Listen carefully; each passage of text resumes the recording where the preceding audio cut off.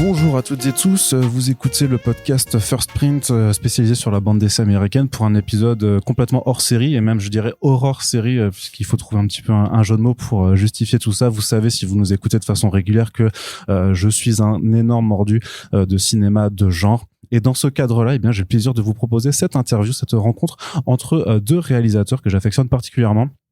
Julien Maury et Alexandre Bustillo pour la sortie de leur nouveau film qui s'appelle Le Mangeur d'âme, un polar très très bresson qui sera sorti en avril.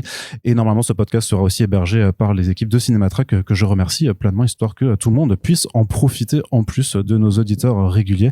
Alors déjà, Julien, Alexandre, bonjour à vous. Bonjour. Bonjour. Alors pour juste que les gens identifient votre voix, parce que ce sera en podcast, est-ce que vous pouvez juste vous présenter brièvement tous les deux? Alors bonjour, je suis Alexandre Bustillo. Voilà. Et moi, c'est Julien Maury. Très bien. Alors, ça fait quand même pas mal de temps que vous bossez ensemble maintenant. J'ai pas envie on n'a pas forcément le temps de revenir sur les tout débuts de votre carrière, mais justement, puisque depuis À l'intérieur, qui était votre premier film, vous avez continué de travailler ensemble tout le temps, en fait. Je crois pas que vous ayez fait de projet en solo depuis. Qu'est-ce qui fait que vous restiez ensemble à chaque fois? Qu'est-ce qui fait que ça marche si bien entre vous deux? L'amitié, déjà. Non, le fait que, écoute, avec Julien, donc ça fait presque 20 ans maintenant qu'on travaille ensemble. Là, c'est notre 7e long métrage. Et en fait, on se pose même pas la question, c'est naturel. C'est-à-dire que c'est mon meilleur ami, Julien. Donc, on s'est mis à travailler ensemble. Des gens en se disant, ça serait super. C'est plutôt agréable de bosser avec ses amis. Surtout dans un milieu où finalement, tu bosses avec beaucoup de monde, mais tu peux vite te retrouver seul finalement. Et voilà, donc tu vois, on n'a absolument pas du tout envie de changer ça. Moi, je me vois pas du tout faire du cinéma sans Julien, en tout cas. Et toi, je sais pas. Hein. Est-ce que c'est réciproque? Est-ce que c'est une réciproque? Est-ce que c'est pas une relation à sens unique? J'imagine que non. Hein, mais Non, je garderai le silence sur cette question. Tu me parleras qu'en présence de ton avocat.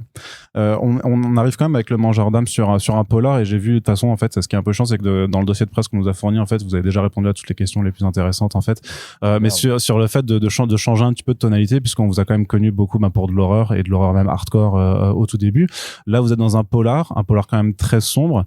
Mais c'est un registre sur lequel, en fait, on vous connaît un petit peu moins. Est-ce que vous pouvez un peu remonter à l'origine de ce projet? Qu'est-ce qui vous a séduit quand on vous a proposé justement cette adaptation, qui en plus est l'adaptation d'un roman, donc un film qui ne sera que le second que vous n'avez pas écrit. C'est ça. Ouais, généralement avec Julien, on écrit nos scénarios, ce qu'on écrit tous les jours. On essaie de donner un maximum de chance à nos idées, donc on écrit. C'est effectivement sur nos 7 films le deuxième après Les Heurfesses qu'on n'a pas écrit, donc c'est une commande. Hein. Mais en fait, le producteur Fabrice Lambeau, avec qui on avait déjà travaillé sur Aux yeux des vivants, est venu nous voir un jour en nous disant qu'il avait acheté les droits du roman d'Alexis Leipzger, qu'il avait déjà fait écrire une première version du scénario, et donc nous a fait passer le roman et le scénario en nous disant est-ce que ça vous brancherait de le réaliser, lisez-le d'abord, voir si ça vous plaît, parce que justement c'est un peu différent de ce que vous faites d'habitude. Mais avec Julien, nous on n'est pas non plus, on est fou de films d'horreur, hein. On n'est pas non plus sectaire au point de dire ah non, si c'est pas de l'horreur on lit pas, tu vois. À titre d'exemple, pendant longtemps notre deuxième film a failli être un western qu'on a développé aux États-Unis avec Greg Zeller avant qu'il soit connu avec Bone Tomahawk, mais parce que justement le scénario était génial, et donc là c'était aussi un peu ce qui s'est passé, c'est-à-dire qu'on a lu le livre et le scénario, et on s'y est retrouvé, c'est-à-dire que nous, ce qui nous importe avec Julien, c'est pas forcément le fait de changer de genre, mais de rester cohérent, en fait. C'est-à-dire que être cohérent avec soi-même, c'est déjà assez dur. Alors, être cohérent à deux, ça peut l'être encore plus, même si on s'entend très, très bien. Et nous, ce qui nous tient à cœur, c'est d'avoir une filmographie cohérente. Tu vois, qu'on regarde après, qu'on ait une vue d'ensemble sur le truc en se disant qu'on aime ou qu'on n'aime pas, hein, c'est pas la question, mais qu'on se dise oui, au moins, c'est cohérent. Et ça, c'est très important pour nous. Tu vois, qu'on soit pas en mode opportuniste, tu vois. Pour nous, c'est pas un choix opportuniste, c'est un choix de cœur, hein.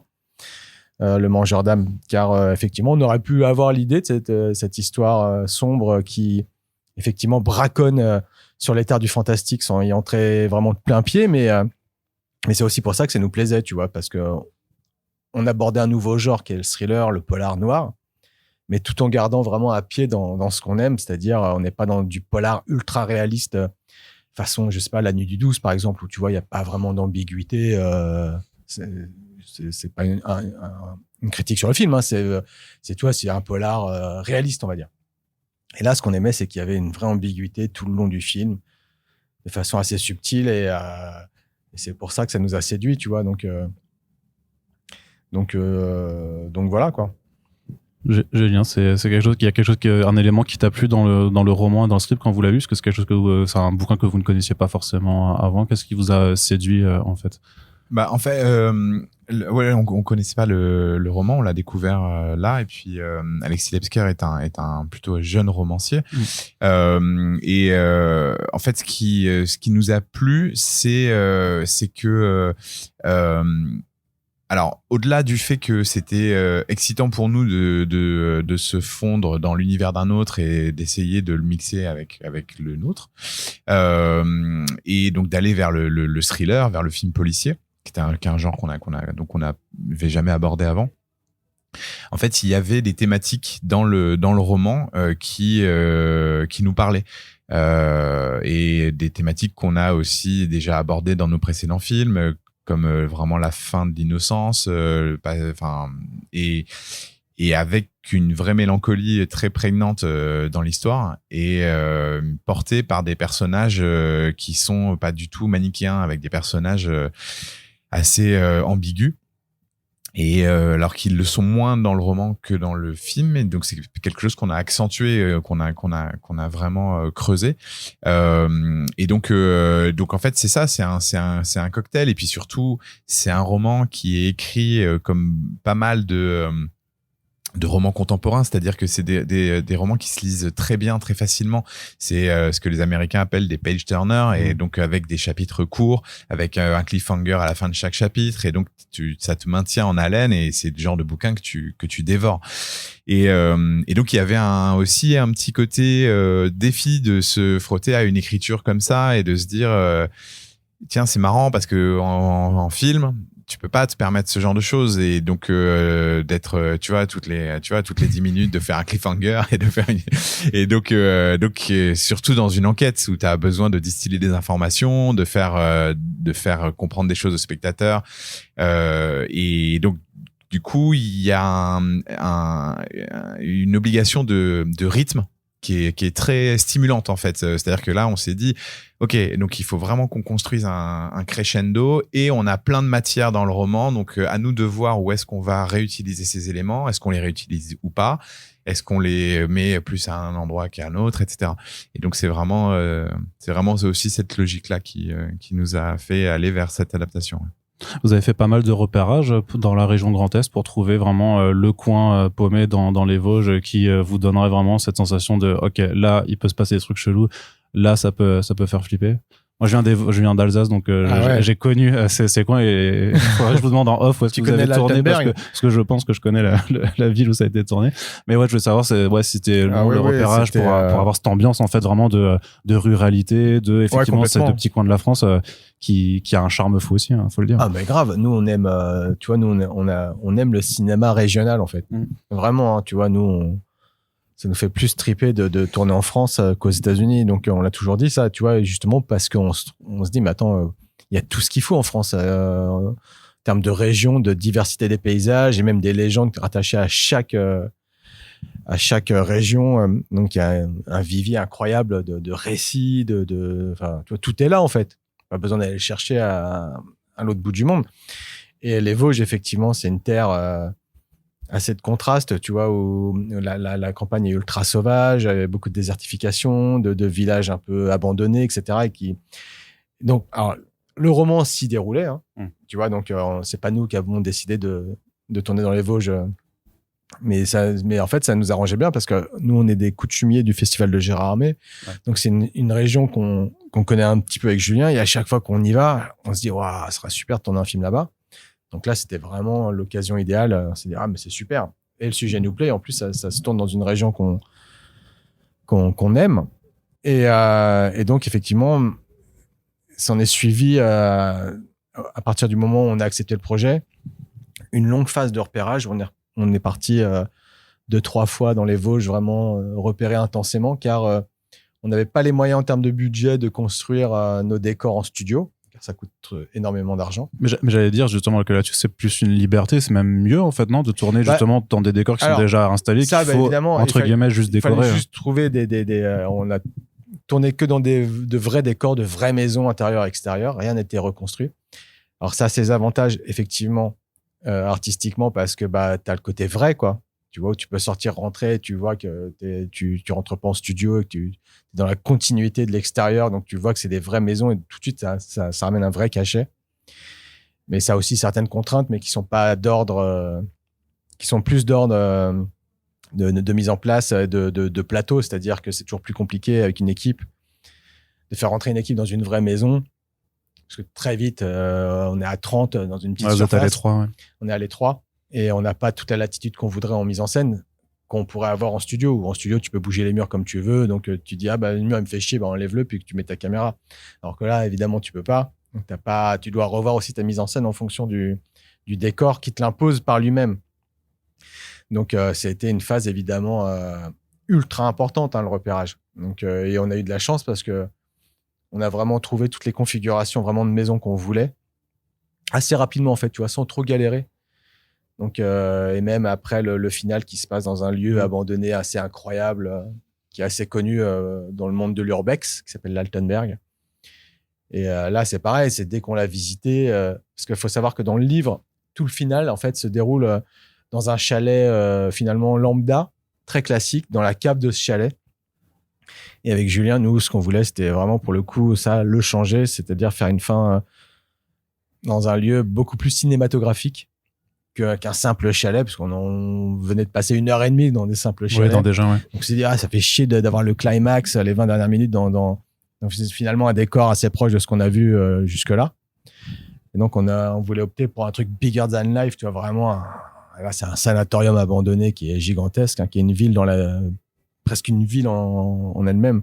Et en termes de cadrage, de tension, en fait, ça vous permet de faire beaucoup plus de choses aussi, ne serait-ce que sur tous ces couloirs. Ouais, voilà, le décor était tellement ouf. Donc, on a vraiment tourné dedans de nuit. Et c'était une sacrée ambiance, tu vois. Oui, là, c'est génial. On a fait aucune intervention déco sur l'Altenberg. Tout était déjà là, tu vois. On a juste un peu cliné pour pas se tuer sur les clous et les trucs qui dépassaient, mais on était vraiment chanceux. Et ça, c'est la richesse de la région qui nous a permis d'avoir autant de spots possibles pour tourner, quoi. Et ça, de toute façon, c'est quelque chose qui vous importe tout le temps, en fait, dès que vous faites des films en France, en tout cas, c'est de se rattacher vraiment, que ce soit dans une banlieue, dans des barres d'immeubles ou dans des banlieues un peu pavillonnaires comme dans à l'intérieur. En fait, c'est de rester quand même effectivement dans un paysage que nous, on peut reconnaître en tant que public français et on s'en fiche, en fait, si à l'international, après, les gens s'identifient peut-être moins. Alors nous c'est une vraie volonté parce que on a toujours défendu l'idée de faire un cinéma de genre en France, chez nous, de le faire vivre ici, donc avec nos codes, nos références. Je pense que pour l'étranger, c'est pas du tout un frein. Parce que mine de rien, c'est des choses assez universelles. Tu vois, des barres d'immeubles, il y en a partout, il y en a dans toutes les grandes villes du monde. Des campagnes abandonnées, je pense que ça parle aussi à beaucoup de, tu vois, il y a beaucoup de pays qui connaissent ça. Alors évidemment, le décorum n'est pas le même, mais ou les banlieues pavillonnaires, tu vois, à l'intérieur, il y a quelque chose de, enfin, tu vois, ça peut être tout à fait américain. Enfin, regarde, Halloween, tu vois, à Haddonfield, c'est une succession de maisons donc non, pour nous c'est ça relève vraiment plus de ce truc de dire faisons naître le fantastique, l'horreur, l'épouvante dans le contexte le plus identifiable possible et le plus banal. Elle n'en sera que plus forte et que plus renforcée, c'est-à-dire vraiment de se dire putain, nous on a envie de voir ça en tant que spectateur, tout simplement, tu vois. Donc tu fais référence à, tu vois, à la barre d'immeuble de Kandisha. Dans Kandisha, on se dit putain, incroyable, si on met une légende ancestrale, antédiluvienne au milieu d'une cité.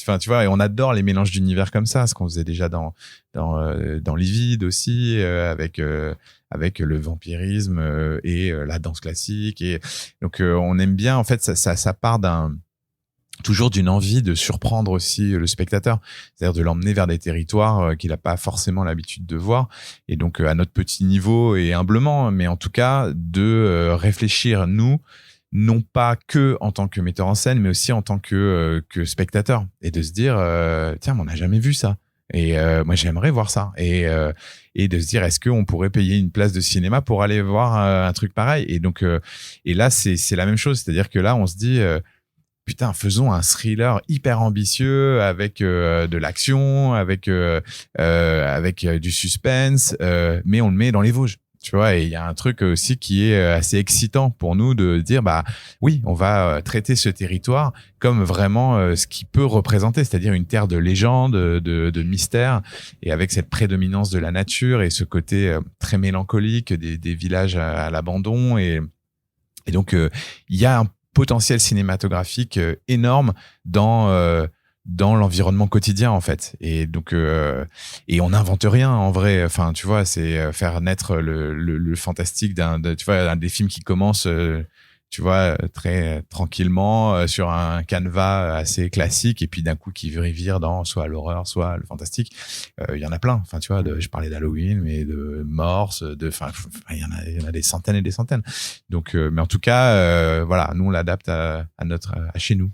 Est-ce que vous avez pas forcément des modèles, mais est-ce que ça vous arrive de regarder d'autres films peut-être dans le même registre avant de vous lancer, pour pas forcément avoir des inspirations, mais parce que bah dans le polar vraiment très sombre, il me semble que les Rivières pourpres est cité dans le dossier de presse, mais moi je pense aussi à des films venus un peu de Belgique comme Les Ardennes ou La Bête, qui en plus ont des thématiques en commun avec le Mangeur d'âme. Je sais pas si c'est quelque chose que vous faites en général avant de vous lancer. Bah oui et non, c'est-à-dire que on n'est pas forcément là à rechercher tous les films sur la même thématique et à se les goinfrer, tu vois, pour pas trop se laisser influencer non plus. Ou justement pour avoir des pistes à ne pas reproduire et faire différent. Mais... Ouais, c'est vrai, mais en tout cas, pour le coup, sur le Mangeur d'âme, tu vois, notre référence, donc comme tu l'as dit, c'était une référence totalement avouée, c'était les Rivières pourpres. Parce que nous, on adore Mathieu Kassovitz en tant que réalisateur. Hein. C'est un mec qu'on adore, avec qui on a grandi. Donc tous les films sont à chaque fois étaient des événements. Et Les Rivières, c'est un film qui nous a vraiment marqué au point qu'on presque sur tous nos films, on l'a cité en fait comme référence à un moment ou un autre, peut-être pas pour l'ensemble du film, mais pour une scène en particulier ou des choses comme ça. Donc et là pour le coup, c'était vraiment assumé, c'est-à-dire voilà un thriller qui braconne un peu aussi sur les terres du fantastique. Tu vois, il y a un petit côté léger dans Les Rivières, mais quand même qui est là sur est-ce qu'on est voilà, avec un vrai côté action, un vrai côté entertainment tourné vers le public, tout en évoquant un sujet ultra glauque. Alors, chez Kassovitz, c'était l'eugénisme. Chez nous, bon, on dira pas ce que c'est pour pas spoiler les spectateurs qui nous écouteraient, mais Les Rivières, c'était vraiment ça, c'était dire comment faire un film vraiment divertissant autour d'un sujet finalement qui ne l'est pas du tout, et tout en s'ancrant dans une réalité française, parce que toi, Les Rivières, ça se passe, je crois que c'est dans les Alpes, si je ne dis pas de bêtises, ouais, c'est ça.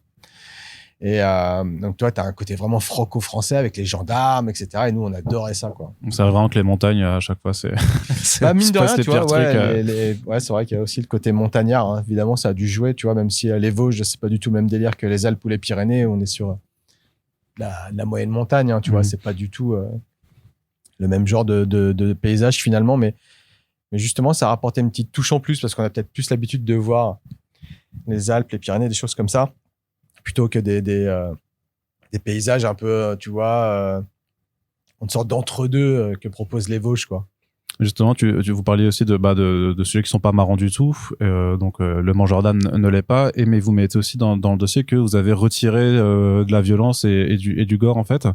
Et je voulais savoir, en fait, pourquoi, puisque c'est quand même un petit peu ça qu'on peut attendre de vous vu votre parcours, ou en tout cas ce qu'à titre personnel moi j'attends beaucoup. Mais c'est ça, c'est comment vous gérez en fait les éléments d'horreur et de graphique qui sont vraiment propres aussi à vos univers par rapport au cadre plus d'enquête actionneur qui est le matériel de base.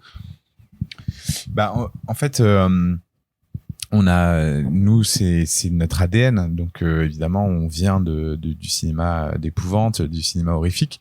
Naturellement, c'est ce vers quoi on tend, quelle que soit donc l'histoire qu'on raconte.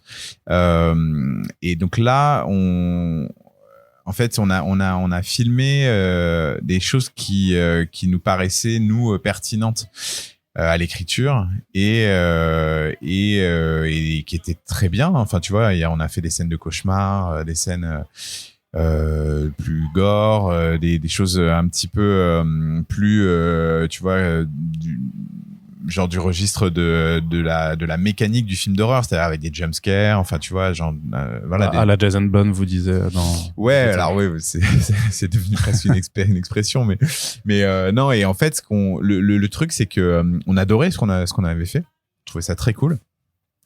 Et mais c'est à l'étape du montage où ça a évolué, c'est-à-dire que on les a montés. Et puis, à l'épreuve des jours et des semaines, et sous le regard aussi extérieur de notre chef monteur, Baxter, donc qui nous accompagne depuis nos débuts, qui nous a pointé du doigt une évidence qui était que c'était pas un film d'horreur et que c'était vraiment un thriller, c'était vraiment un polar.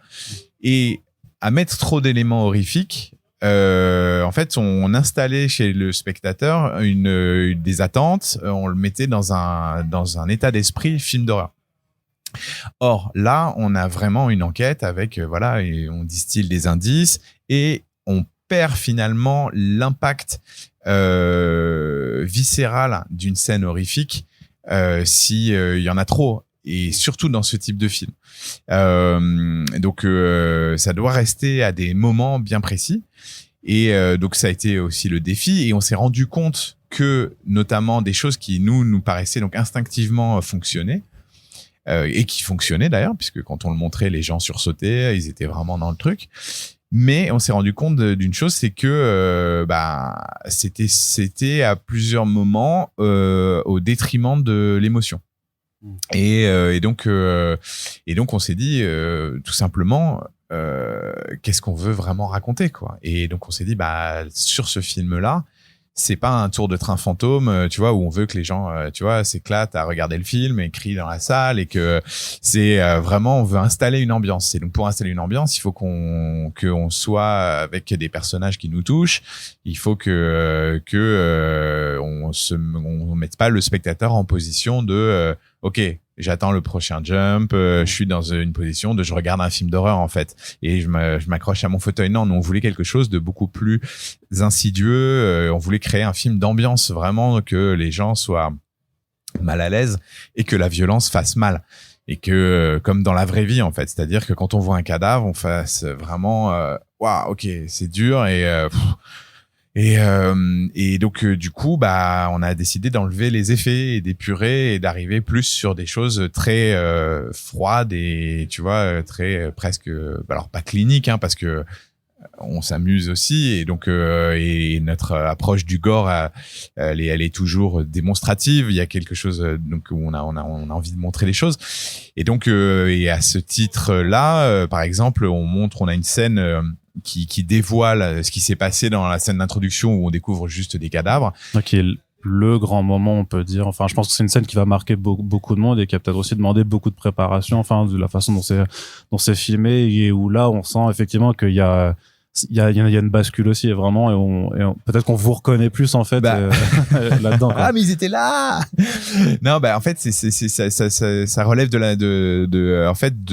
juste de la gestion de la tension, c'est-à-dire que nous on s'est dit ok, ça sera un vrai payoff, parce que on démarre le film sur un résultat, et pendant tout le film on est sur des gens qui parlent de ça en disant mais qu'est-ce qui a bien pu se passer, comment on peut en arriver là, c'est pas logique, ça tient pas debout, etc.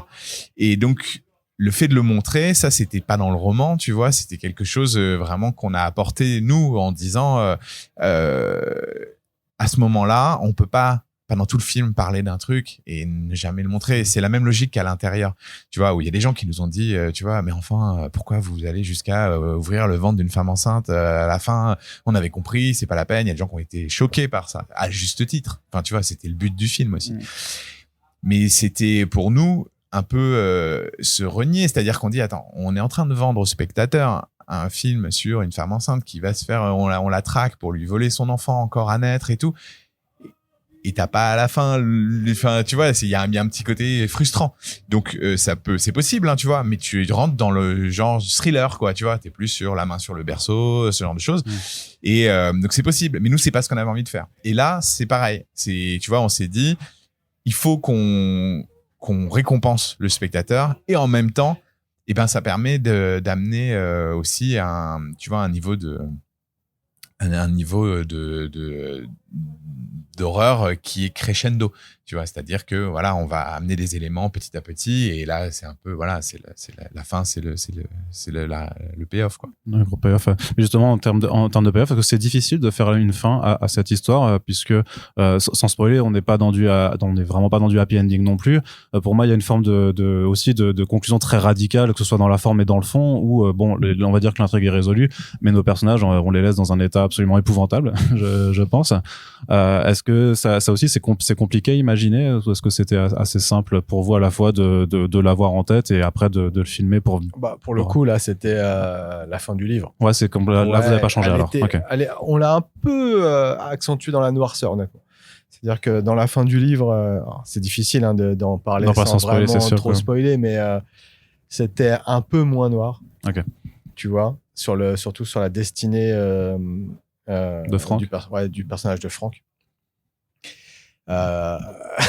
J'en vais t'en dire plus, mais j'en vais dire, on peut mettre une balise spoiler, s'il vous plaît. Voilà, c'est la fin de l'émission de toute façon. Si vous voulez pas vous faire spoiler. Sur les deux dernières questions. Voilà, donc nous à la fin du roman et aussi de la première version du scénario, en fait, Franck se rendait aux flics. Okay. C'est-à-dire qu'il était arrêté pour avoir usurpé l'identité d'un gendarme. Et lui, ils s'en foutaient parce que voilà, et ça y est, sa vengeance était accomplie. Et donc, il se faisait arrêter en paix devant... Parce qu'une forme de rédemption quand même pour avoir un peu mal agi. Bon, quoi. Maintenant, j'ai mal agi. Voilà, je veux bien aller en tôle. Et le mec partait comme ça, menotte au poignet, en disant pas de problème. Et nous, en fait, ça nous faisait chier parce que nous, on voulait vraiment... Parce que du coup, ça faisait revenir plein de personnages, dont des flics qui venaient l'arrêter, etc., les légistes qui revenaient. Alors qu'on était sur quelque chose de très intime avant. C'est-à-dire c'était bizarre de faire revenir tout ce monde à la fin. Et nous, on se dit non, on s'en fout. Nous, on veut finir vraiment qu'avec nos personnages, avec le doyen et Paul. Tu vois, on n'a pas besoin de faire revenir toute la smala, là, pour en plus lui foutre les bracelets. Et donc, on a, nous, imaginé cette fin beaucoup plus intime, beaucoup plus nihiliste, en fait, où le mec, en fait, oui, il a eu sa vengeance. Je sais pas si vous avez vu J'ai rencontré le diable ou pas. Bien sûr. Ouais, parce que pour moi, l'écho était évident, quoi, là-dessus, mais... Et c'est vrai qu'on n'a pas repensé à ce film-là, mais t'as raison, ouais, c'est vraiment que l'histoire est finie, mais que le personnage sera brisé à jamais quand même. C'est le cas, tu vois. Donc on s'est dit comment un personnage pareil, donc qui a perdu son enfant dans des conditions épouvantables, peut se relever, en fait, peut faire autre chose que non. Pour nous, en fait, Paul à la fin il part, il disparaît dans les ténèbres. Il le dit, je suis qu'un fantôme. Il est plus rien maintenant. Il a plus de raison de vivre. Parce que la seule raison de vivre qu'il avait, c'était de trouver la vérité. Et maintenant qu'il l'a trouvé, pour nous, il part se suicider, quoi. Et il disparaît. Ouais. Tu vois, on aurait même à un moment, on s'était dit, est-ce qu'on rajoute une détonation loin du mec qui va se tirer une balle, tu vois. Donc, on a préféré rester quand même énigmatique sur la toute fin, mais ça, c'était clairement notre petite touche, parce qu'avec Julien, c'est ce qu'on aime aussi dans notre cinéma, dans le cinéma qu'on fait, c'est ne pas sombrer dans le happy end systématique, même si on estime que certains de nos films se finissent bien, mais entre guillemets, mais à notre façon. Pour nous, la fin de l'intérieur est une happy end, parce que la méchante qui est l'héroïne gagne. Ouais, c'est ça. Mais... Tu vois, voilà, elle a ce qu'elle voulait. Donc, voilà, c'est un point de vue, hein. Mais on aime les fins, en tout cas. Puis le gamin qui retrouve sa sœur dans... Voilà, dans Candy Shy, au prix de sa vie, hein, parce qu'il s'est ouvert toutes les veines, mais Mais ça, c'est ce genre de fin qu'on adore, en fait. Donc, celle-là, on l'a un peu retravaillée dans cette façon-là pour pas que ça fasse trop non plus fin de film normal policier, tu vois. On était plus aussi pour être honnête aussi, c'est vrai, mais c'est une référence écrasante et absolue sur Seven aussi, évidemment. Tu vois, où t'as le personnage de Brad Pitt à la fin, tu te dis, mais le mec, il est hagard et tu sens qu'il va être interné, quoi. Tu vois, il va pas reprendre dans 2 semaines, il va pas se faire des RTT et après, il dit, bon, ça va mieux, là, je vais reprendre des enquêtes. T'as fait quoi ce Avec week-end? tu vois ce que je veux dire? Tu sens qu'il est complètement, il est comme ça, il est hagard et tu sens que le mec est mort. Et c'était un peu cette volonté-là, tu vois, d'aller sur le nihilisme extrême du truc, quoi. Et vous avez des interrogations un petit peu juste sur la classification, parce qu'on sait que ça reste important en France. Ah, de ouf. Et alors, je sais pas, je sais qu'il a un moins de 12, je sais pas s'il aura un supplément avertissement en Il plus. a un avertissement. Ouais, parce que Mais franchement, on est super heureux d'avoir un moins de 12 ans, parce que moi, pour toute la prépa, même le tournage, j'étais là à dire aux producteurs, aux distributeurs, les gars, on va être moins de 16, hein. Bah, surtout vu la thématique, quoi. Bah ouais. Extrêmement sombre. Mais là, c'est moins de 12. Écoute, tant mieux pour nous. Mais c'est à chaque fois, c'est une sorte de loterie où tu sais pas. Tu sais, il y a la jurisprudence John Rambo, comme on dit dans le milieu. C'est-à-dire que, je sais pas si tu viens de Rambo 4, pas le dernier The Last Blood, tu vois, celui d'avant, qui est ultra gore. Où t'as un massacre de civils dans un village, tu vois les gens passer les gamins passer à la baïonnette, cramés, puis à la fin, c'est un carnage où t'as 50 corps explosés à la mitrailleuse. Et le film est moins de 12. Tu vois, c'est une violence réaliste, hein, c'est une violence par arme à feu. Et donc, tout le monde pensait que ce film allait être moins de 16. Il est moins de 12 et tu fais, mais what the fuck, comment ça se fait que c'est moins de 12 Donc, du coup, à chaque fois, maintenant qu'on passe l'Ascension, on se dit, mais attends, il y aura peut-être la jurisprudence Rambo et on va peut-être avoir moins que prévu. Et des fois, ça peut essayer d'être dans l'autre sens, c'est-à-dire que tu penses être moins de 12 et tu te retrouves avec un moins de 16, ce qui nous est pas arrivé, hein, mais à part sur l'intérieur, bien sûr. Sur l'intérieur quand même. Ouais, moi, à l'intérieur, c'était spécial. On a frôlé le moins de 18 même. Oui, bah oui. Tu vois, mais ouais, vous l'avez cherché. Mais justement, c'est ma question d'ouverture. Mais sur le fait que, puisque, quand je le disais dans l'intro, je suis un énorme mordu de films d'horreur et de ce qui était vraiment, de ce qui est extrême, vraiment.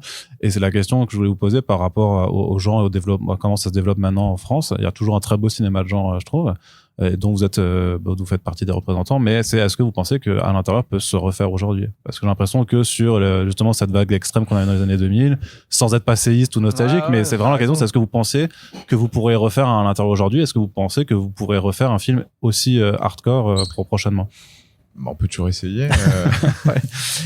Quand vous le revoyez, est-ce que vous dites, ah ouais, quand même, putain, l'aiguille dans le cou, c'est le défaut qui nous saute à la gueule, qui nous on se dit qu'on le referait pas de la même manière. On le referait mieux. On a plus d'expérience maintenant.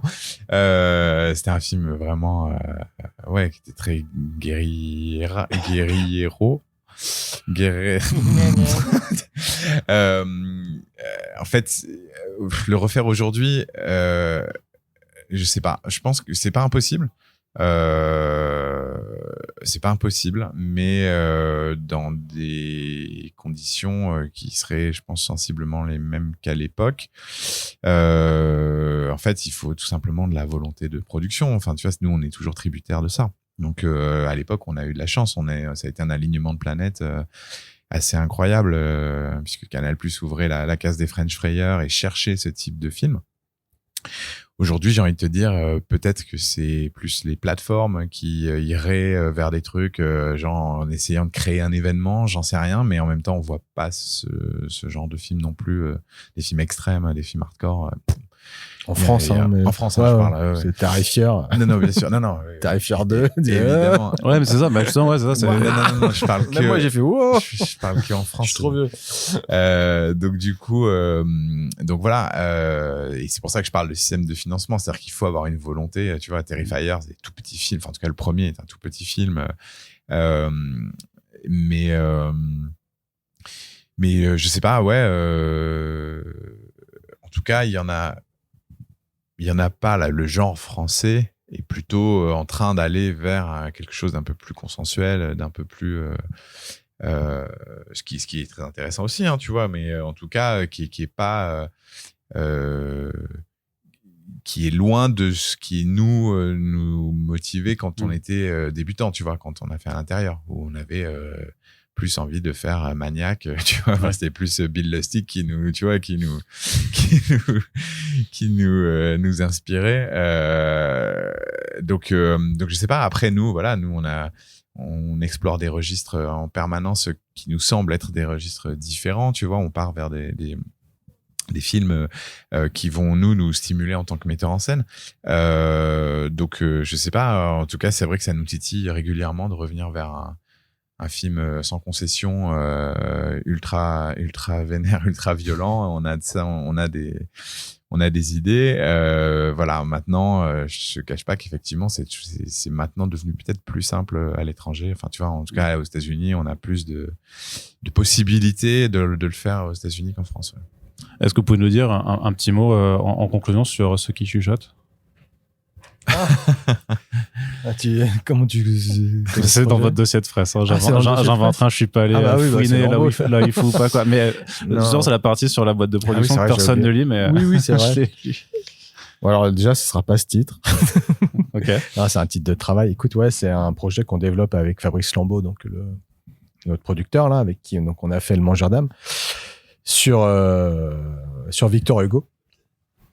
Sur Victor Hugo, en fait, qui, faut le savoir, était passionné d'occultisme et totalement possédé par la mode des tables tournantes à l'époque.